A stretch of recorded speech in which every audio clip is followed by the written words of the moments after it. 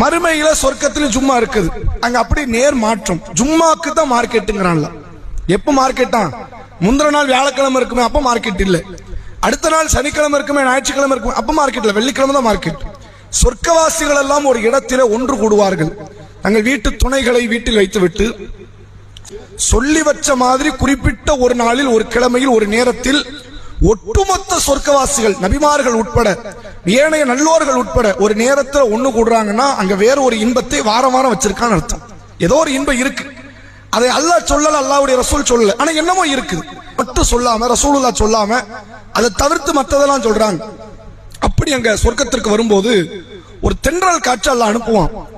சொர்க்கத்தில் கீழே இருக்கிற மணல் எல்லாம் கஸ்தூரியினால் கமலக்கூடிய வாசனை திரவியங்கள் கொண்ட மணல். அது ஒருபோதும் அவர் மீது புழுதியை பரப்பாது, அழுக்கை தராது. அந்த மணல் அள்ளி தூக்கி முகத்துல ஒரு அடி அடிக்கும்.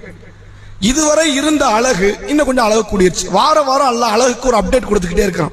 பெண்கள் இந்த சொர்க்கவாசிகளை பார்த்து சொல்வார்களாம், அல்லாஹ் மீது ஆணையாக சொல்கிறோம், எங்களை விட்டு நீங்க போனீங்கல்ல, போனதுக்கு அப்புறம் உங்களுடைய அழகு இன்னும் மெருகேறி இருக்கிறது, இதை விட கூடி